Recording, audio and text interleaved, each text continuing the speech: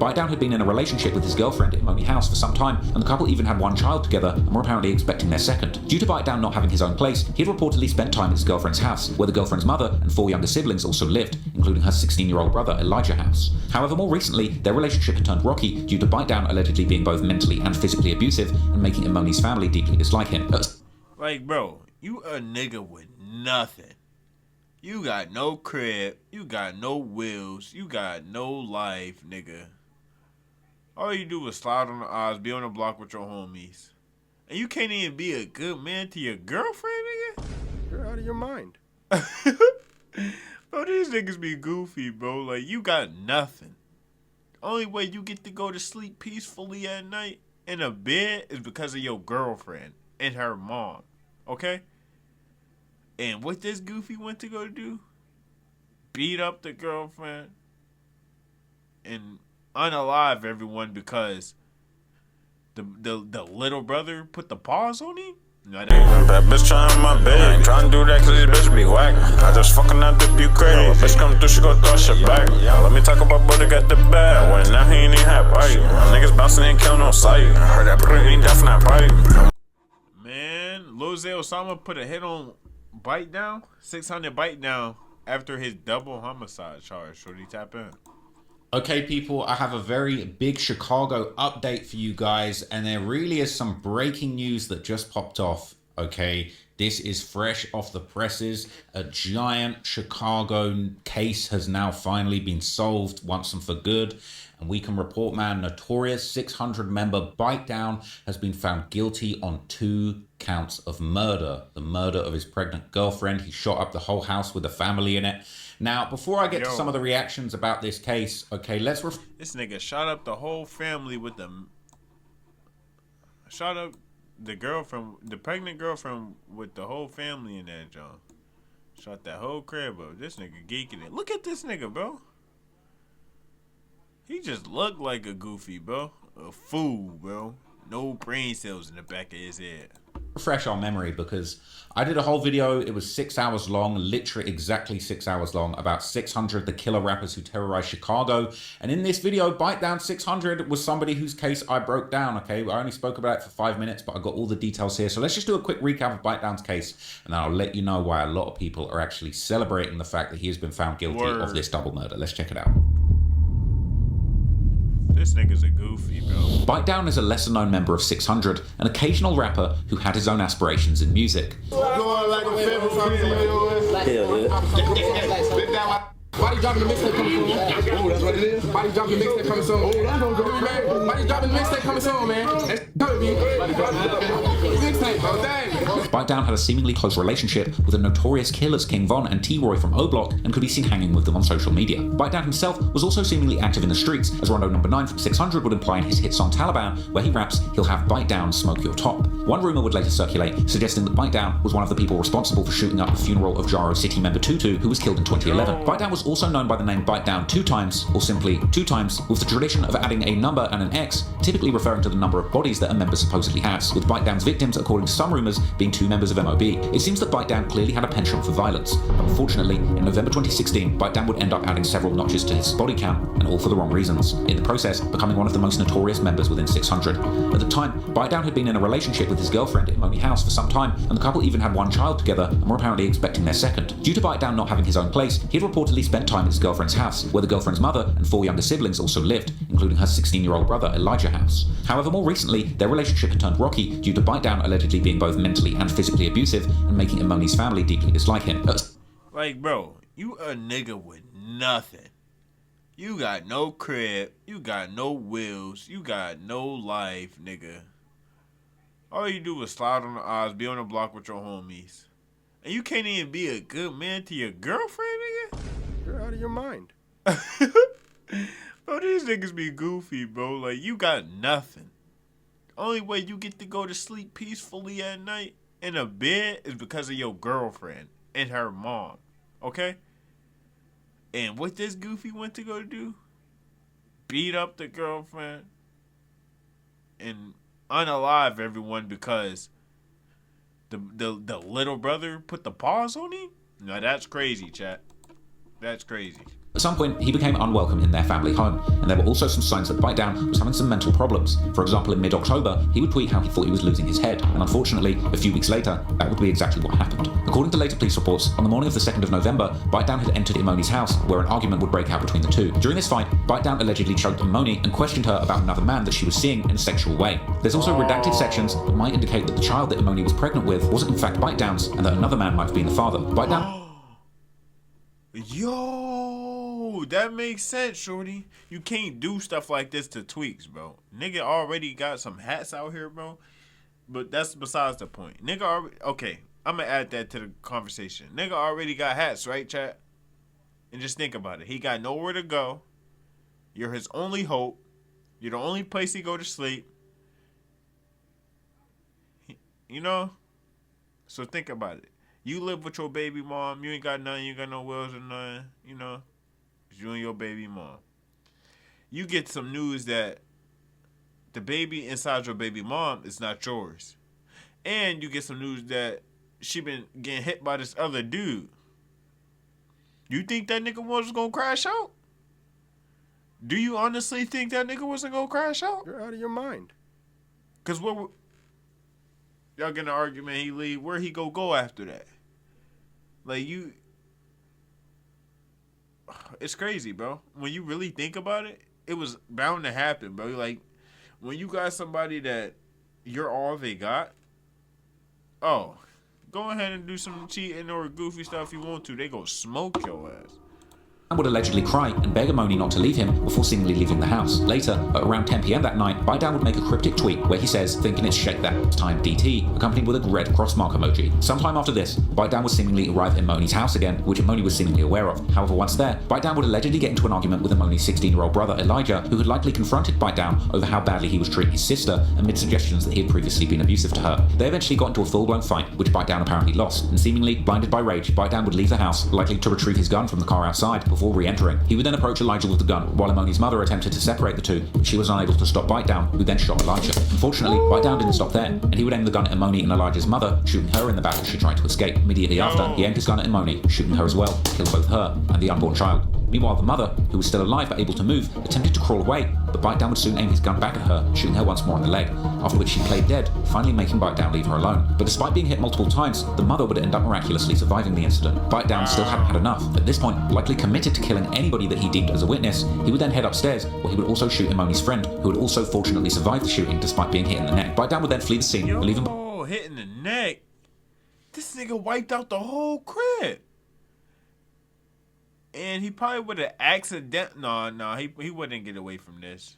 I feel like some way, somehow, he would have left some type of evidence at that crib, bro. Some type of evidence that nigga would have got caught if you think about it. Behind his 5-month-old baby, in a house with 4 people who had been shot, 2 would ultimately pass away. Luckily, even after being shot multiple times, the mother was able to get help, likely saving her and Imoni's friends' lives. Now, this is one of the most heartbreaking scenes that I've ever covered, and this goes far beyond gang violence to somebody that could have easily been the plot in a serious horror film. But this is real life with real people, and there would need to be real life consequences. BiteDown had initially got away with this, fleeing the scene without a trace. However, a few days later, a police officer noticed 2 men driving without wearing seatbelts and pulled them over. BiteDown would give the police a fake name, and he was miraculously allowed to leave the scene. But it seems he would have gotten away with this situation if his friend didn't choose to erratically then merge into a... Wait, before I gotta play it back so I can hear the last part he said, but he gave the police a fake name and got away with it? What the hell?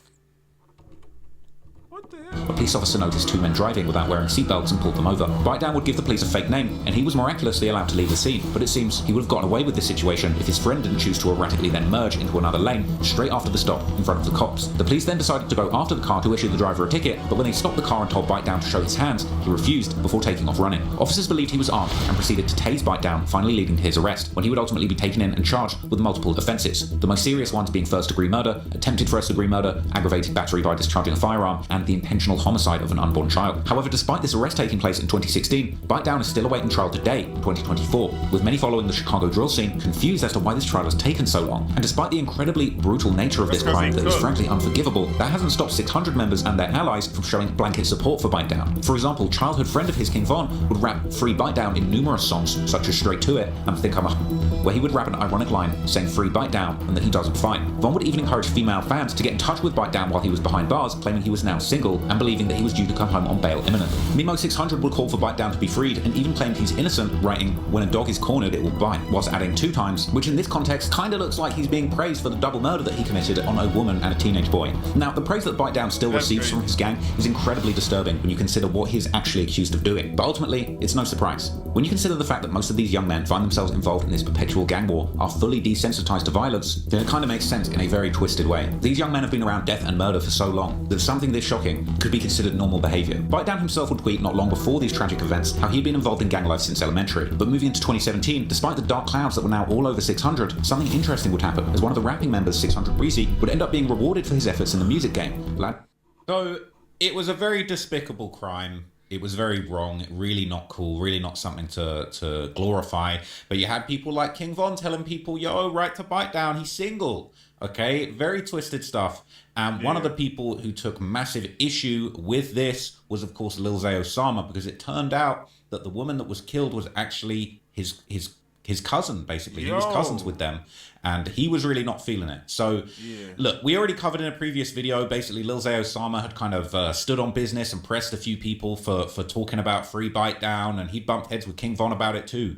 So Lil Zay Osama touched on this in a few different interviews. Here on No Jumper, he mentions it and mentions how he wasn't feeling everybody saying free BiteDown after, you know, the murder of his cousin. Definitely. Beef and shit before it was cool. Like, it was never no beef. It was never no beef. It was a situation where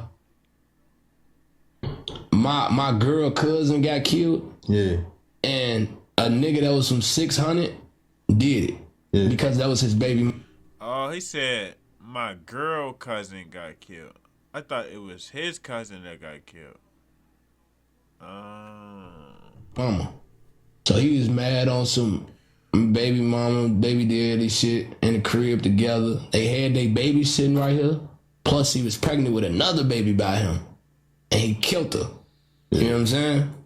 So it was one of those things where, like, if you around that, if you even like promote anything with free him or any of that, I'm on your ass. You know what I'm saying? Like that. Like, but Vaughn was shit telling me, like, bro, you know ain't nobody rooting for him. I understand what he did to your cousin and shit like that. But you know he all alone in his shit. He by himself.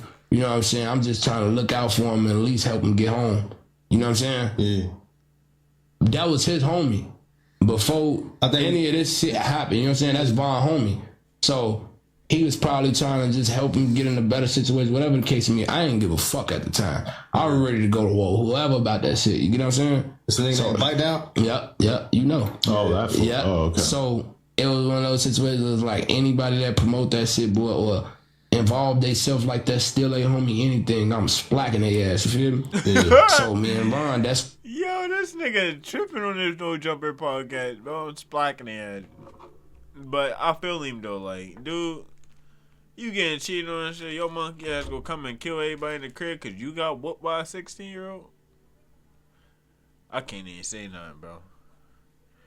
Cause I wouldn't think neither. I just let this little nigga beat the brakes off me. Cause me personally, I ain't fighting anyways. You gonna get your ass spanked. So for me to get beat up by a 16-year-old, yeah, you got me folded. That's why our tension in our relationship had came in at. You know what I'm saying? Yeah. So he had tension with King Von around about this, and he actually would end up leaking the exchanges that he had with Von about this thing. You know, basically, he had a back and forth. They said, do me a favor, keep BiteDown name out of your songs. And they went back and forth. He basically stood on business and said, you know, people know what's up. This ain't nothing new. All right. We're not having that. Okay. He's saying Von said you should keep it in the street. I'm trying to get him a bond. I don't care what he did. I understand how you feel. It's what you're standing for. And basically he said, I never dissed Von. I never said he ducked it, but I had to stand on business. I had to stand on anybody that's promoting free BiteDown, and that's facts. And he's basically saying that he stood on business. He told Von what it was. He said, I don't know your people, Slime, but I ain't nobody finna talk to me about no type of way or nothing. That dude got me effed up. Right? That's what Von said. And Zay said, look, I don't care what you got going on, bro. Don't say F my cousins, Imoni and Woogie. That's fam. I mess with you. That's weird. With you and Toon, you throw it out the window. I hollered at you and I hollered at him. That's dead. Y'all don't mess with each other. Y'all don't talk to each other. That's how we're going to play it. There should be no more arguing back and forth. He went back and forth and he said, I never said Von tucked his tail. Everything I said, I'll say here. Where you get the narrative from that he ever played with me. I sent my love. I said R.I.P. and Von top 5 in the rack. Anybody that promoted the Bite Down thing, I said some facts. And he basically said, yo, don't anybody promote Free Bite Down. But in the end, we basically saw just every member of 600 basically say Free Bite Down. Okay, they stood on it. Okay, 600. Yeah, they saying Free Bite Down. Shit, Zay got 5 of them. THF, that's a different game. I'm gonna just keep watching. My bad, chat. Breezy said Free Bite Down. Cat F12 said Free Bite Down. Everybody hopped out the window to say Free Bite Down. But right now, ain't no Free Bite Down, man. He probably getting life. He's been convicted. Probably. That nigga getting slapped with the book. Do your homework on the book. They slamming that joint on his ass, nigga. He went in there and killed everybody? Oh, boy. You'll be lucky you see Earth again. I mean, not Earth. Daylight. They about to be in the cell 24 hours a day. Looking at nigga. Like, comment, subscribe to Shorty Tap in, man. This was a good video, man. Ain't no Free Bite Down. The nigga is gone for good. Gone for good. The nigga was broke. Killed his girlfriend because he got cheated on. Hey, man. Some niggas can't handle that, bro. Not everybody trying to go through that. You feel me? But, hey, he wasn't a good man towards her. So what you expect her to do? You beating her all types. What you expect her to do, goofy boy?